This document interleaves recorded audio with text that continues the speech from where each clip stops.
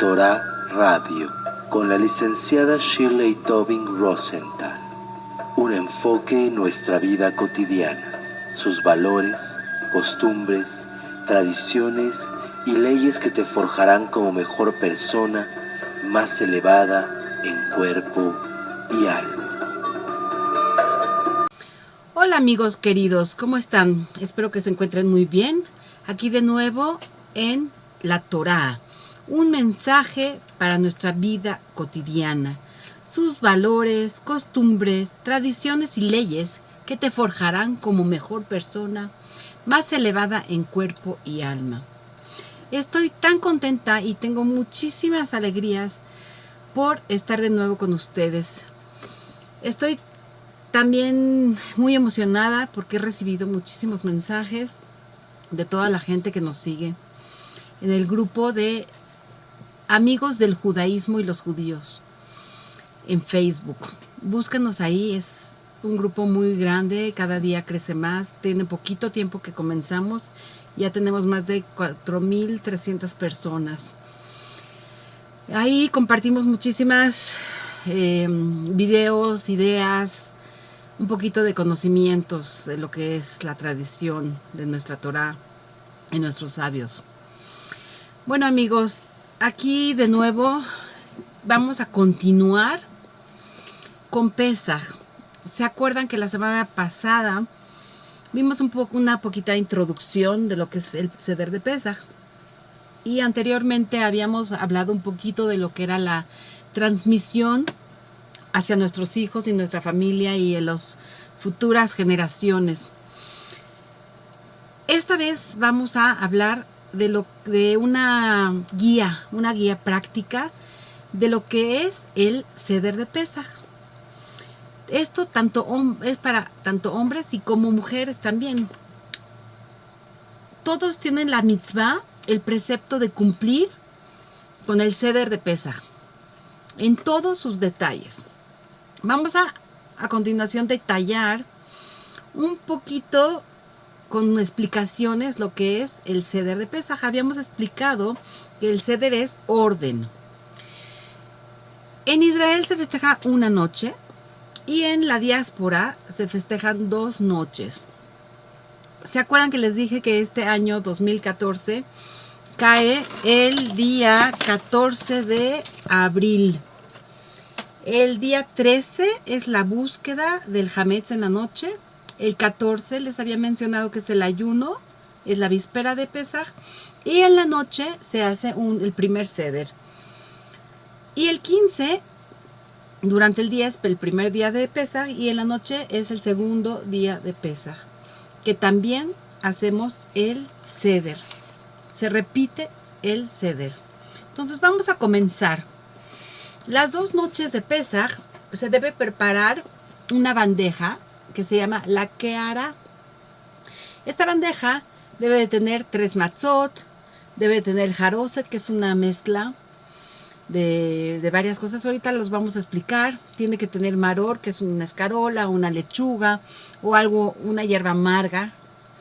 Tiene que tener un brazo asado, puede ser un pedazo de pierna o brazo de cordero, o una alita quemada puede ser también, que es como un brazo, ¿no? Tiene un huevo duro y apio también, ¿no? O puede ser también en vez de apio un pedazo de papa o zanahoria. Luego, bueno, pero más adelante vamos a explicar lo que es la keara y esta charolita o esta bandeja que contiene este tipo de cosas que acabamos de mencionar. Vamos a empezar con el orden.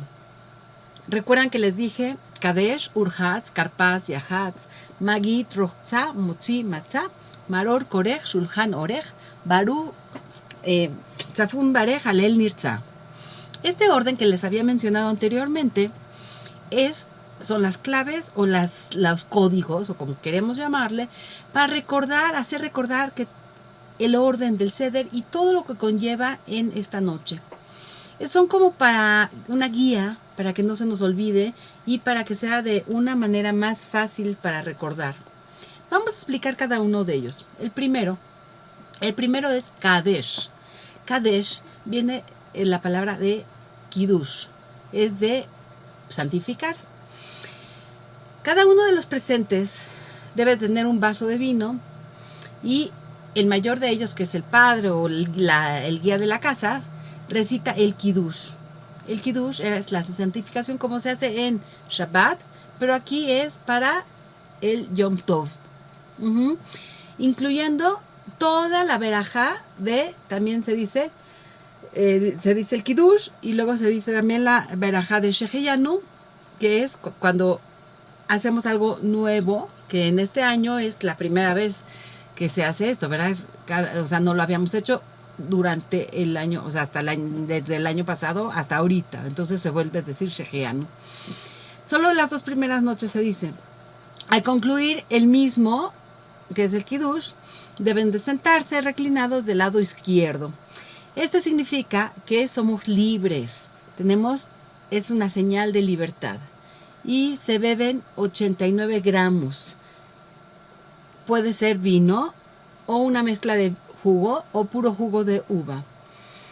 Esto no se debe, o sea, si se va a beber en una copa muy grande, imagínense, vamos a terminar, si se tienen que tomar 4 copas, vamos a terminar borrachos durante la noche, y no se trata de Purim, estamos en Pesaj y son 4 copas.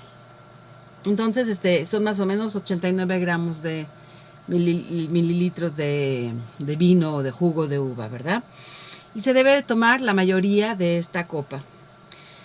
Luego seguimos con Urhatz. Urhatz tenemos que hacer el lavado de manos, pero sin la bendición.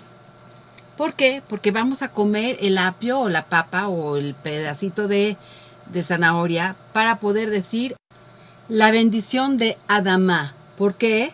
Porque después, con lo que vamos a ver más adelante, vamos a comer el maror. El maror es un fruto de la tierra. Entonces, por eso tenemos que decir Boré Perija Adamá, pensando en que vamos a comer el maror más adelante, ¿no?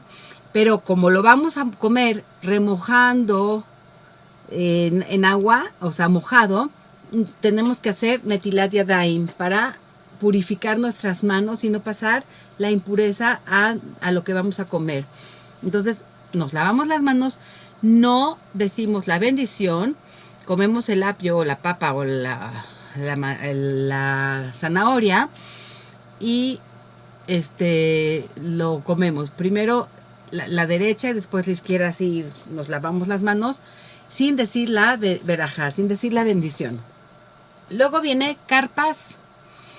Aquí es Karpas se toma un trozo más o menos de 9 gramos, un poquito menos de lo que es un kazait para los ashkenazim. Kazait significa como una aceituna de entonces, y tomamos el pedacito de apio, de papa o de zanahoria, que es lo que dijimos también, el adamá, y lo sumergimos en agua salada antes de comer. Es para recordar las lágrimas que sufrimos cuando estuvimos en Mitzrayim, y también el agua del mar.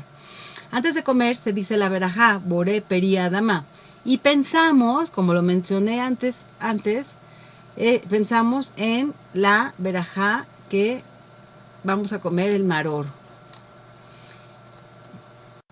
El maror es esa hierba amarga que nos recuerda la amargura que pasamos. Después seguimos con Yahatz. Yo le digo Yahatz, como si fuéramos chinos, porque se toma la matzá de en medio de las 3 matzot que habíamos mencionado. Acuérdense que la matzá es el pan ácimo, que son las galletas estas parecidas a una galleta, que es el pan ácimo, el pan de pobre que le llaman, y se parte a la mitad. Se acostumbra a partirla más o menos en forma de una dalet, y la parte más pequeña se vuelve a poner en la bandeja y la otra se guarda para el afikoman. Es como un trocito para recordar y guardar el pedazo, el sabor en nuestra boca. Y yo digo Yahatz porque es como Yahatz, y partimos la matzá tratando de darle una forma, ¿no? Luego sigue Magid. Magid comienza la lectura. Magid significa así el que platica, el que cuenta, el que transmite, ¿no? Comienza la lectura de la Agadá. ¿Se acuerdan que les dije la Agadá es la historia de la salida y la historia de todo lo que pasó en Egipto? En Mitzrayim, esta es una mitzvah, es un precepto que les había dicho anteriormente, de que relatarás y le contarás a tus hijos. Como si nosotros hubiéramos estado en ese momento en la salida de Mitzrayim y hubiéramos sido esclavos en Egipto. Entonces, es una mitzvah aumentar. ¿Qué es mitzvah? Un precepto. Aumentar en comentarios y relatos de la salida del pueblo de Israel, de Bnei Israel, de Mitzrayim. Porque acuérdense que esta noche es para los niños. Como lo vimos en la conferencia, una de las conferencias anteriores, que debemos de dedicar esta noche para que los niños lo reciban todo y que los niños lo puedan llenar su corazón y después volverlo a transmitir de generación en generación. Al llegar a Lefijaj Anachnu, se levanta el vaso, después se cubre la matzá hasta llegar a Gal Israel. O sea, ustedes se van a dar cuenta, no quiero extenderme en todo esto, porque si no nunca vamos a acabar. Pero la Agadá viene paso por paso. O sea, es un librito donde viene contenido todo el orden de todo esto y viene paso por paso y explica exactamente qué se va haciendo. Se toma la segunda copa de vino aquí otra vez, reclinándonos sobre el lado izquierdo para recordar que somos libres. Y aquí se acostumbra a comer el huevo con agua salada para recordar el Korban Hagiga. Después sigue la Rochza. ¿Qué es Rochza? Se lava las manos y aquí, así como hicimos la primera vez, de la misma manera, nada más que la primera vez no nos lavamos las manos, no dijimos la verajá, la bendición. Y aquí sí se dice la bendición, se dice la verajá de Netilat Yadayim, por el lavado de nuestras manos. ¿Por qué? Porque ahora sí vamos a comer nuestro pan, que es el pan ácimo, nuestra matzá, y vamos a decimos Netilat Yadayim y nos vamos a la mesa sin hablar, porque vamos a tomar las 3 matzot de la bandeja y vamos a bendecir a Mutzi Lehem Min Haaretz. A pesar de que parece una galleta, es pan, es un pan sin levadura, que es el pan que nos recuerda la salida de Mitzrayim, que no pudieron dejar leudar los panes, no los alcanzó el tiempo y tuvieron que hacer matzot. Luego déjala de abajo y dice sobre las 2 matzot, Asher kideshanu bemitzvotav etzivanu ala hilat matzah. Aquí estamos diciendo que Hashem nos mandó este precepto de comer la matzá. ¿Ok? Se reparte un pedazo a cada una de las personas, un pedacito de la matzá, de la matzá de arriba y de la de en medio, a todas las personas que están presentes, completando con otra de las matzot la cantidad de más o menos 58 gramos, más o menos son de 1/3 de una matzá de mano, o la mitad de más o menos de una matzá normal, no, más bien una matzá entera. Son 29 gramos más o menos, o algo así más o menos. 58 gramos según los sefaradim, según los ashkenazim, pueden ser también 29 gramos más o menos, algo así más o menos, ¿no? Y se tiene que comer esto dentro de 4 a 5 minutos para que no sea hefsek. ¿Qué es hefsek? Es interrupción, ¿ok? Ya que comimos el pedazo de matzá, entonces viene el siguiente punto, que es maror. Maror es la lechuga o la escarola o la hierba amarga, y lo remojamos en jaroset. Recuerdan que es Haroset, lo habíamos mencionado, que es una mezcla de dátiles, manzana, vino, nueces, y esta mezcla nos hace recordar la mezcla de lodo o de barro que hacíamos para construir las pirámides y las casas, entonces cuando fuimos esclavos en Mitzrayim. Se toma más o menos 29 gramos, un aproximado de lechuga o de esta hierba amarga, y se remoja un poquito en el jaroset, muy poco, no es para un montón, porque si no le quitamos la amargura y ya no nos hace recordar esa amargura que tuvimos. Y se dice antes de comer, Baruch atá, toda la bendición, Asher kideshanu bemitzvotav vetzivanu ala hilat maror, que nos bendeciste con tus preceptos y nos mandaste el comer el maror, la hierba amarga. Luego viene Korej. Korej, se toma la tercera matzá, se parte para poner dentro del maror, así para hacer como un sándwich. Se moja también con jaroset antes de reclinarse para comérsela. Y se dice Zeher la Mikdash, como Hillel Azaken solía hacer, como uno de nuestros sabios solía hacer. Se debe de hacer corejes, este sándwich de matzá con maror, y se debe de hacer con 29 gramos de matzá y 29 gramos de maror. Más o menos un cuarto de matzá. Más o menos es lo que se come, ¿no? Y después aquí sigue Shulchan Orech. ¿Qué es Shulchan Orech? Es como la mesa, ya es la mesa extendida, es la comida. Se sirve la cena. Se debe procurar no comer tanto, porque de por sí ya comimos tanta matzá, y ya comimos el maror, y ya tomamos copas. Y ahorita vamos a seguir tomando otras copas, y aparte tenemos que guardar un pedacito para comer el aficomán.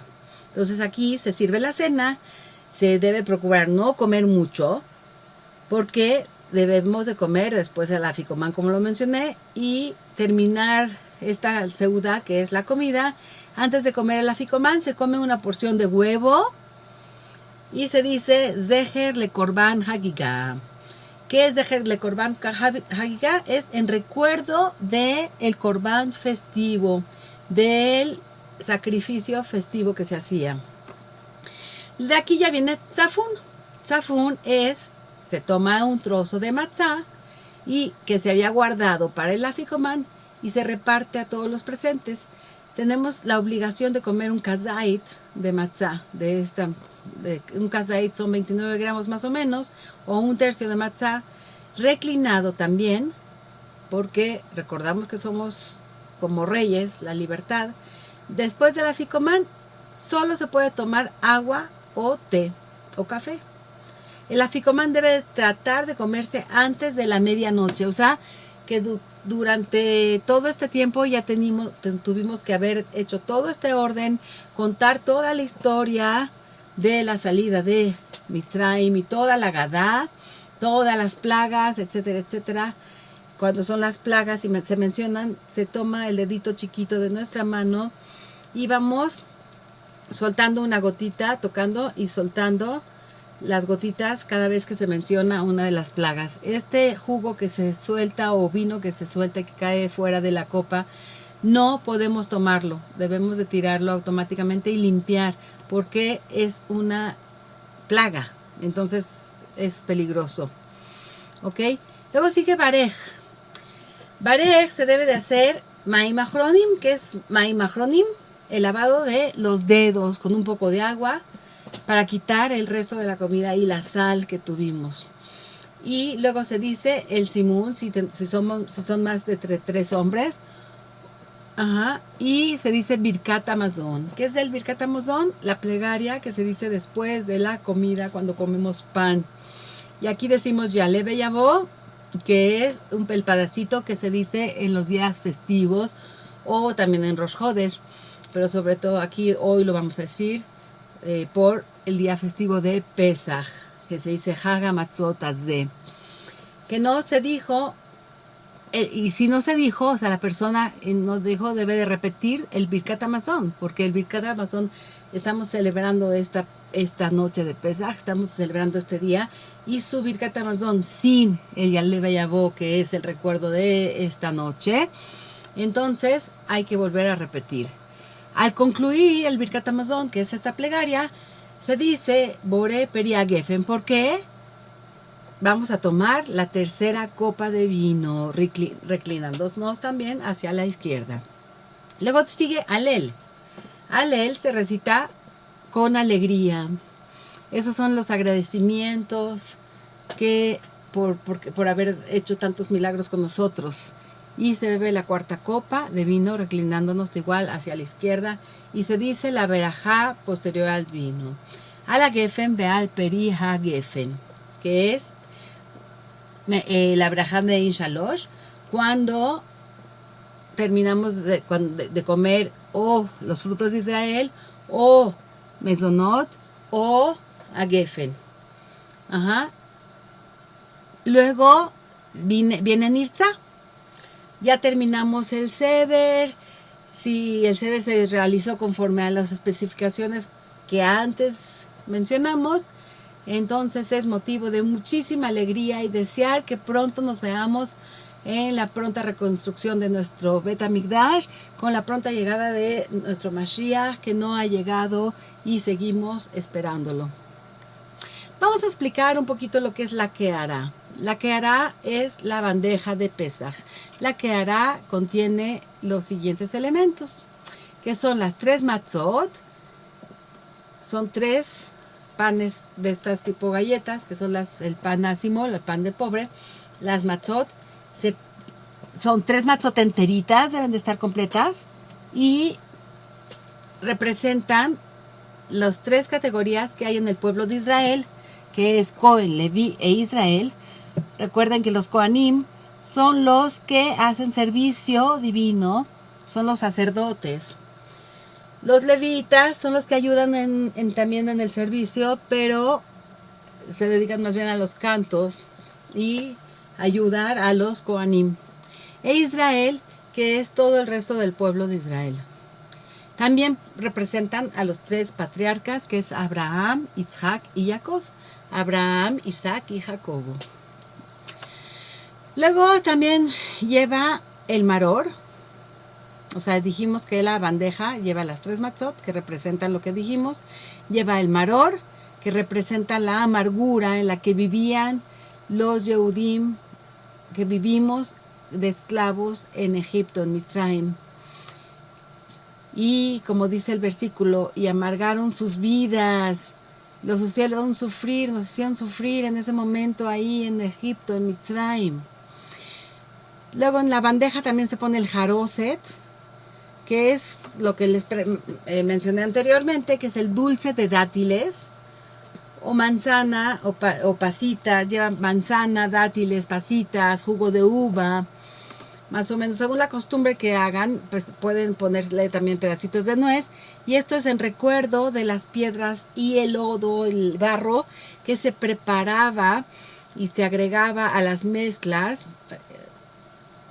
Se le puede poner también vino rojo, y esto en recuerdo de la sangre que se derramaba a toda la gente, o sea, que nos hacían sufrir mucho, ¿no?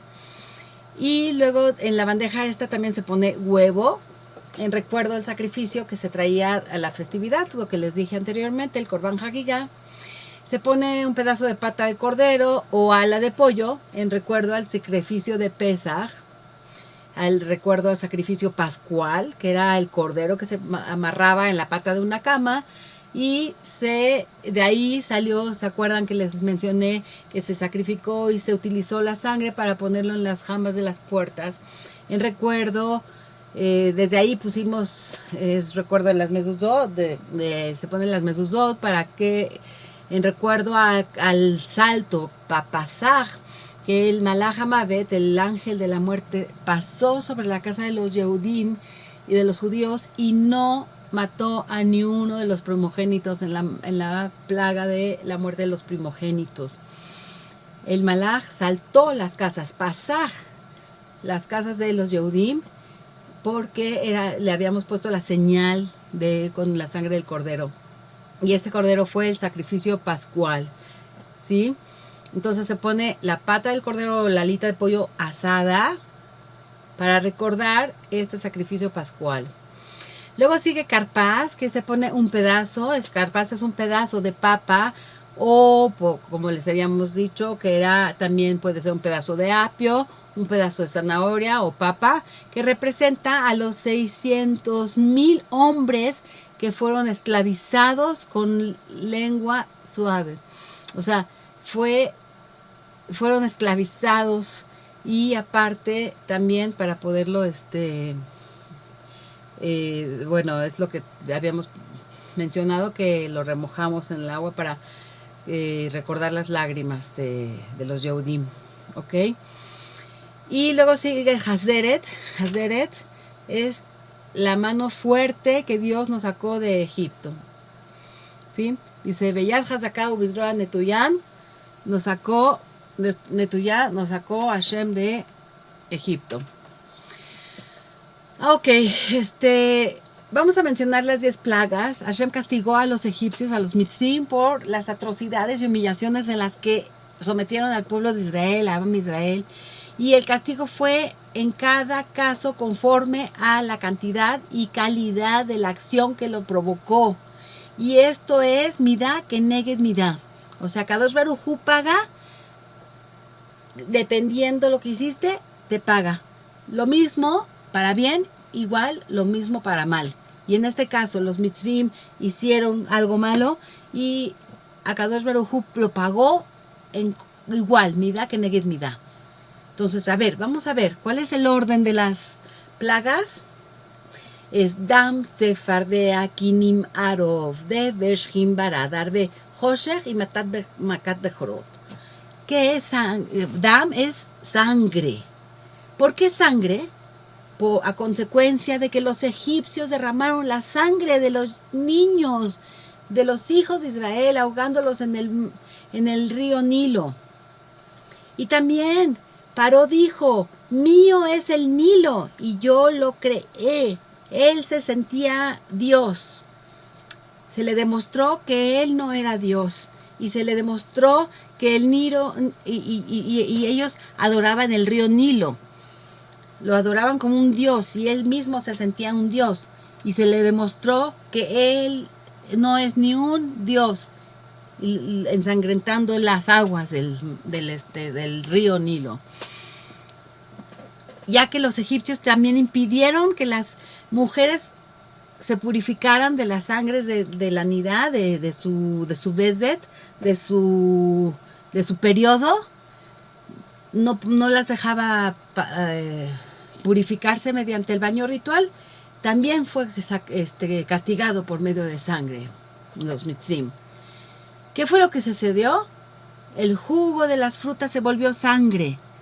La sangre goteaba de los árboles y de las piedras.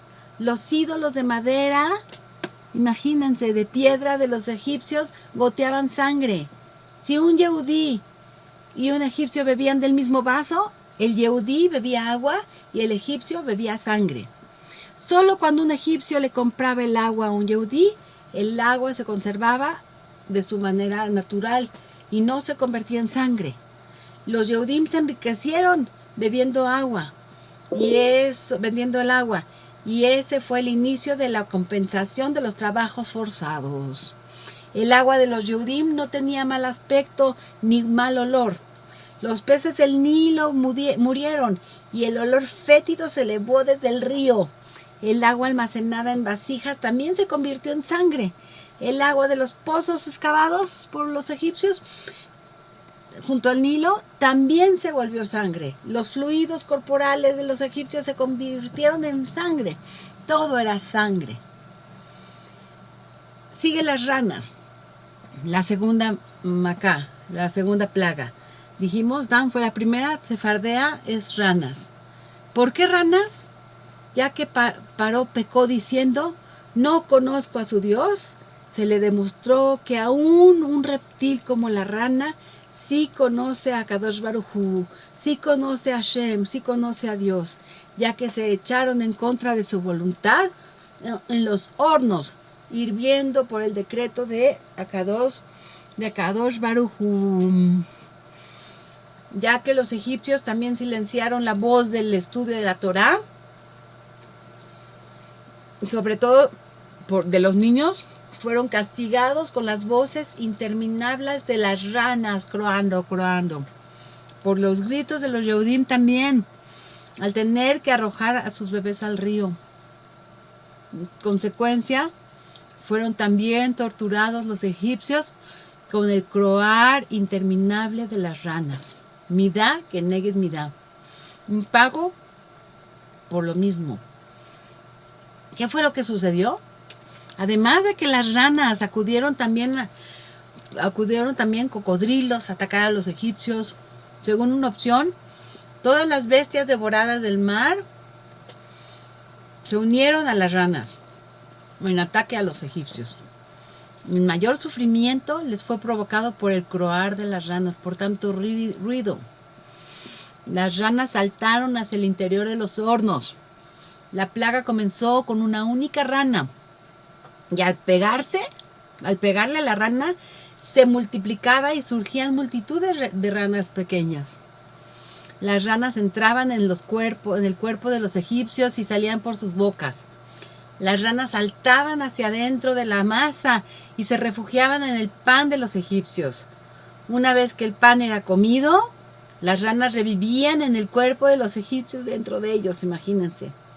Los pisos de mármol se abrieron, subieron las ranas a través de ellos hacia el interior de los hogares egipcios. Cada gota de agua se convertía en rana. Las ranas se introducían en el cuerpo de los egipcios y continuaban croando. La tercera plaga es quinim, piojos. ¿Por qué piojos? Ya que no dejaban bañarse y a consecuencia se llenaron de piojos los Yehudim. Es una. Ya que tenían que trabajar en los campos con la tierra y a consecuencia también se llenaban de piojos los Yehudim. También debido a que los egipcios amargaron las vidas de los Yehudim con el trabajo de la tierra en la fabricación de ladrillos, cada partícula de polvo de Egipto se convirtió en piojo. Y también porque los egipcios obligaban a los Yehudim a barrer el polvo de las calles y los mercados. ¿Qué es lo que sucedió? Los piojos cubrían a los hombres y a las bestias. Los piojos picaban como agujas la carne de los egipcios, incluso los ojos. Todo el polvo de Egipto se volvió en piojos, de modo que a los hebreos no les quedó nada que limpiar. Los egipcios se restregaban contra las paredes para quitarse los piojos de encima hasta que se les caía la piel, imagínense. En cada plaga fueron muchas plagas, como vemos, se multiplicó en muchas, pero estamos mencionando algunas cositas. Pero habían 14 tipos de piojos, algunos eran grandes como huevo de ganso, imagínense. Aún aunque se sumergían en el mar y se bañaban, nada les ayudaba a quitarse los piojos de encima. Habían piojos hasta de 50 centímetros de profundidad en la tierra, sí, imagínense, desde la superficie de la tierra hasta 50 centímetros de profundidad. Algunas cosas de la pared, así, revoques o planchas de la pared que le llaman lo que le ponen encima de la pared, se convirtió en piojos también. La plaga que sigue, vimos Dam, Sefardea, Quinim, sangre, ranas, piojos. Y ahorita viene Arov, fieras salvajes. ¿Por qué fieras salvajes? ¿Por qué esta plaga de fieras salvajes? Porque los egipcios forzaban a los Yehudim a salir al desierto a los bosques y atrapar fieras salvajes para sus espectáculos del circo que hacían. Imagínense. Enviaban a los Yehudim al desierto a pastorear sus rebaños, a consecuencia también. Sus propios corderos los atacaron durante esta plaga. Y esclavizaron a Israel de la manera para que se asemejaran a diferentes animales. Vamos a ver qué sucedió, de qué manera se salió esta plaga. Las fieras salvajes llegaron junto con el ambiente en el que viven, para que se sintieran como en su propio entorno, ¿sí? Y así pueden atacar a los egipcios con más seguridad y vigor. Las fieras rodeaban a los niños de los egipcios y los devoraban. Incluso los animales domésticos atacaban a los egipcios. Los pulpos subían desde el mar, estiraban sus largos tentáculos hasta el interior de las casas egipcias y era, hijos, un desastre. Todo tipo de animales salvajes, aves, reptiles, insectos vinieron a atacar juntos a los egipcios. Sin embargo, las fieras no atacaban a los Yehudim. Los animales que son enemigos naturales y por consiguiente no se les ven juntos, se desviaron de su naturaleza y cayeron sobre Egipto, todos en conjunto, o sea, las aves del cielo y animales terrestres a la vez. Desde la plaga de los piojos y en adelante, los Yehudim ya no fueron forzados a trabajar para los egipcios. O sea, aquí ya no se le forzó más a los Yehudim a que trabajaran. Luego sigue la plaga de peste. Vamos a ver por qué fueron atacados con esta plaga de peste. Fue porque, a consecuencia de la esclavitud, el ganado de los Yehudim murió. Los Yehudim eran forzados a tirar de los arados para que los animales de los egipcios no trabajaran demasiado. Como consecuencia de ello, aquellos animales por los que tanto se preocupaban los egipcios fueron muertos. Y también porque los Yehudim eran obligados a abandonar sus hogares y pastorear el ganado de los egipcios, lejos en el desierto. Durante la plaga de la peste, el ganado egipcio murió en el desierto. ¿Qué fue lo que sucedió en esta plaga de peste? Todos los animales quedaron a la intemperie, murieron, imagínense. Todas las bestias caían y morían repentinamente y con ellos se aplastaban a quienes montaban. El 90% del ganado egipcio murió. Vamos a ver, sigue otra plaga, es Dam, Sefardea, Kinim, Arov. Sangre, rana, piojos, animales salvajes. Y ahorita viene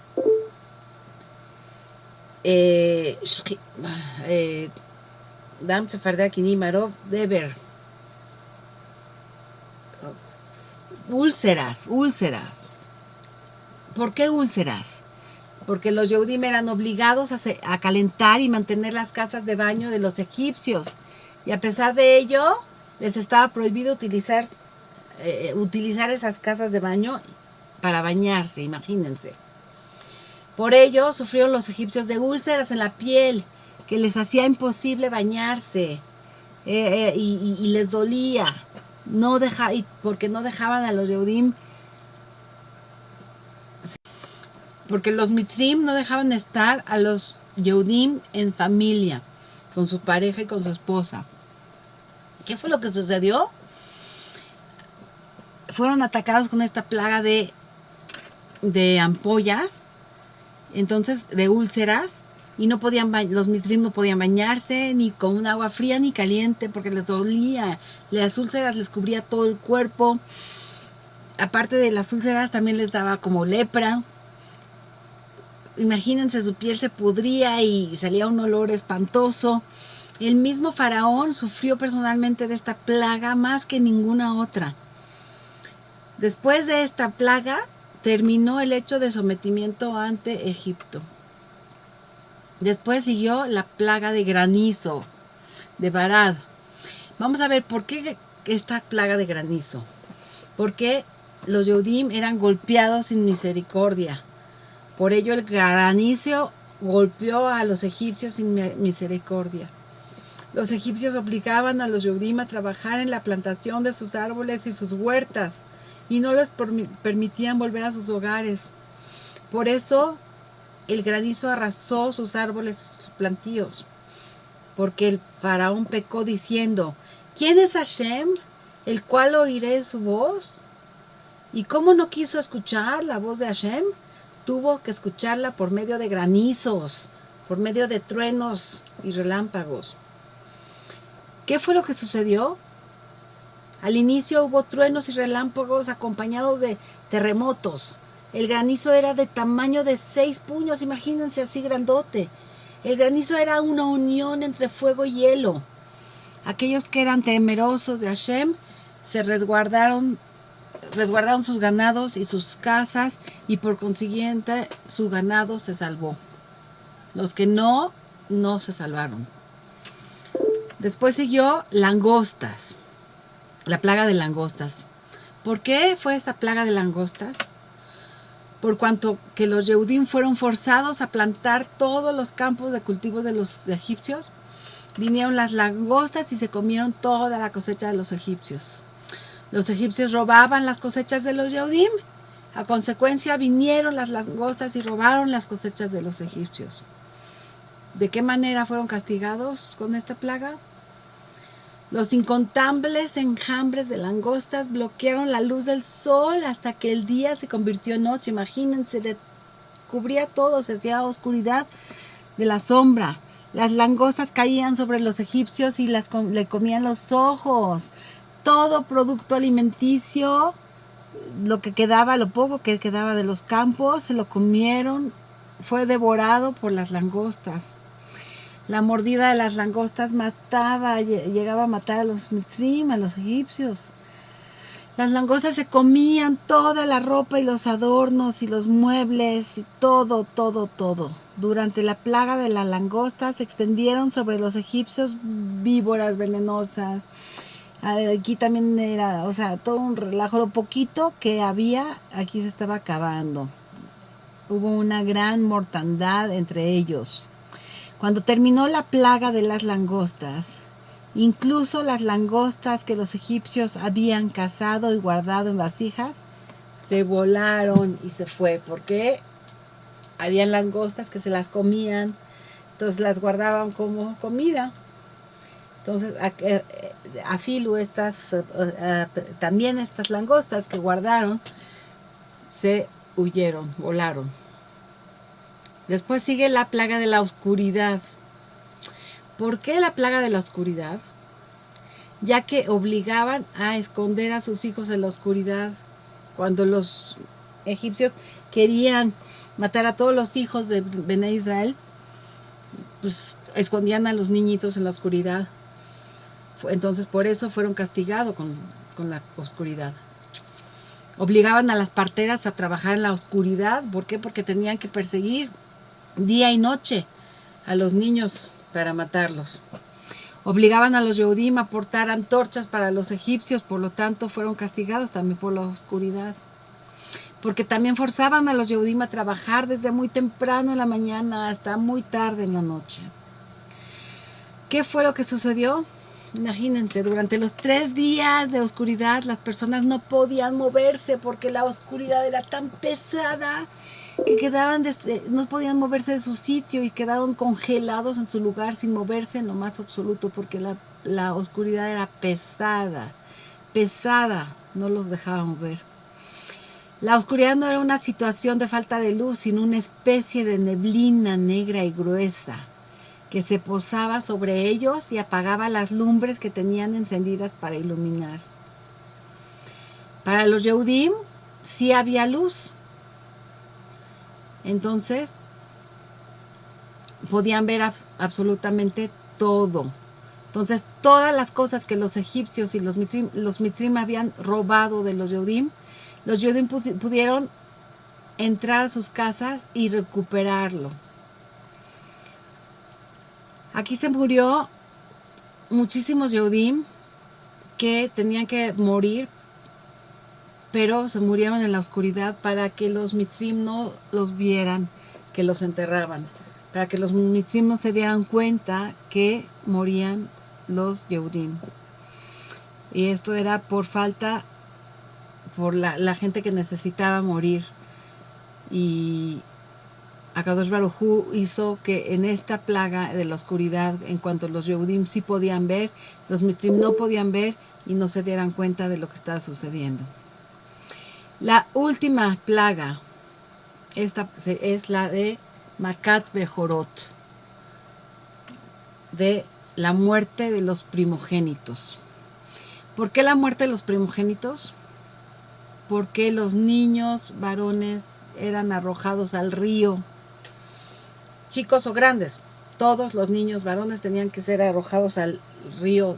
Los niños de los Yehudim eran arrojados al río.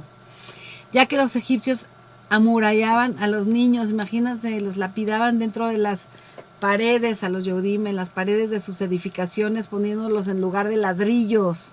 Y también los quemaban, desgraciados. ¿De qué fue lo que sucedió? ¿De qué manera los castigaron? Todos los primogénitos murieron, hombres y mujeres. Los primogénitos de los animales también murieron. Imagínense también los primogénitos, todos, absolutamente todos. O sea que a veces en una casa morían 2 o 3. ¿Cómo? Porque eran primogénitos, porque ahí había habido infidelidad. Y se dieron cuenta de que la cosa no funcionaba. Y que, imagínense los problemas que empezaron a haber también entre parejas y las familias. ¿Por qué? Porque las mujeres eran infieles a sus maridos. Los primogénitos no murieron inmediatamente, sino que sufrieron dolores infernales, retorciéndose de dolor hasta la muerte. Murieron tanto los primogénitos, tanto del padre como de la madre, como les mencioné anteriormente. O sea que sí, primogénito del padre y primogénito de la madre, como les había dicho anteriormente. Los primogénitos de otros presos y esclavos ajenos del pueblo de Israel también murieron. Cuando los primogénitos se enteraron de la plaga, se disponía a caer en Egipto, exigieron a sus padres que liberaran al pueblo de Israel. ¿Por qué? Porque ellos querían salvarse.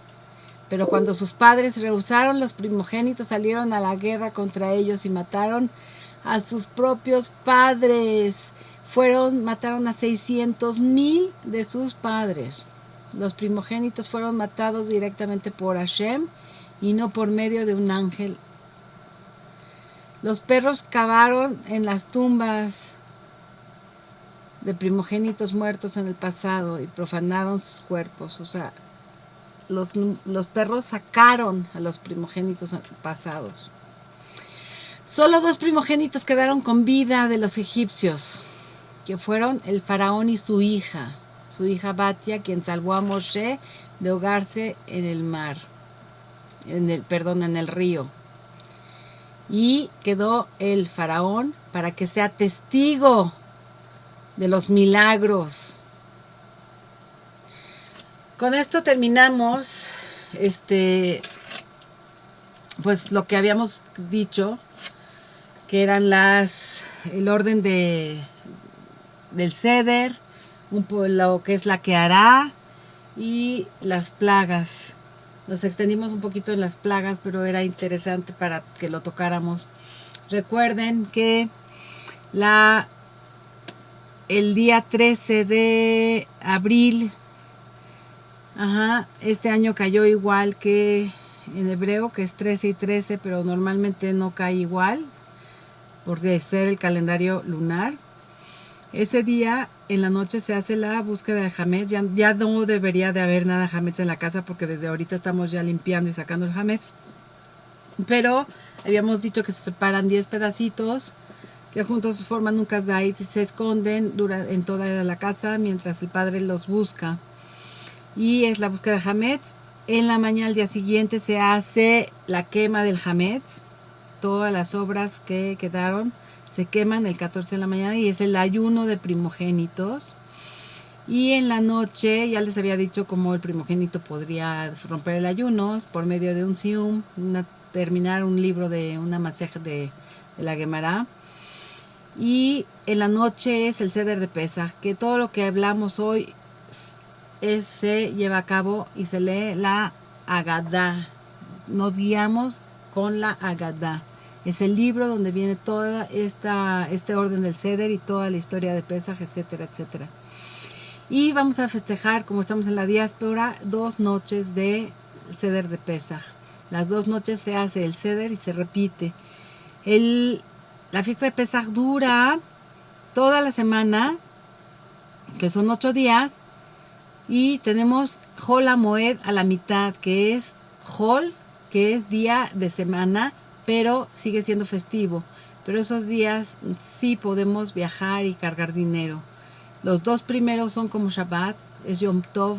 No podemos cargar dinero, no podemos hacer ni un trabajo, pero sí podemos hacerlo de Yom Tov, que son cocinar y prender fuego de un fuego ya existente, ¿ok? Y ya los segundos días de Yom Tov, los últimos días también son festivos, son 2 días de fiesta, que es la víspera de Yom Tov, es el 20 en la noche y 21 en la noche. Y terminamos, Pesaj se acaba a las 9 de la noche, 8:45 normal, y Rabenutam es a las 9:08. Los encendidos de velas, vamos a ver, es el primer día de encendido de velas, se prende a las 7:36, que es el 14 en la noche. Al día siguiente, el 15, se prende velas otra vez a las 8:39. Y termina la fiesta de los primeros días a las 8:40. Empieza Hol 17, 18, 19. Y el 20 ya es víspera de fiesta otra vez. Encendemos velas a las 7:38. Y el 21 encendemos velas también a las 8:41. Y terminamos el 22, se acaba Pesaj. Es el fin de Yom Tov. La terminación de la fiesta a las 8:41 y Rabenutam es a las 9:08. Espero que todos tengamos un Pesaj Kasher Besameach, una fiesta de Pesaj Kasher propia y alegre. Nos vemos hasta la próxima. Ya saben que aquí estoy, Shirley Dobin Rosenthal, para servirles. Me pueden buscar, ya saben, en Facebook, en el grupo Amigos del Judaísmo y los Judíos. Me pueden buscar también en shirleydobin.blogspot.com, en shirleydobin.com, y tenemos varias páginas por ahí. Tengo mi canal de YouTube, que es Shirley Dobin Rosenthal. Búsquenme, estoy para servirles. Me pueden contactar en el 50, ya saben, la Ciudad de México, es celular 044 55 50 32 45 62, o bien contactarme por medio de Facebook o el canal de YouTube. Pueden, si gustan, con mucho gusto podemos recibir donativos para que podamos seguir con estas enseñanzas de nuestros padres. Pueden depositar en HSBC de la Ciudad de México con la cuenta 4012 92 14 90, 4012 92 14 90 del banco HSBC. O bien también pueden hacer depósito por medio de PayPal a la cuenta de shirleydobin@gmail.com. Bienvenidos siempre, ya saben, estamos aquí para servirles. Hasta pronto, Pesaj Kasher Besameach. Que estén muy bien. Saludos a todos y hasta la próxima en Radio La Torá, un enfoque para la vida cotidiana. Muchas gracias. Hasta luego.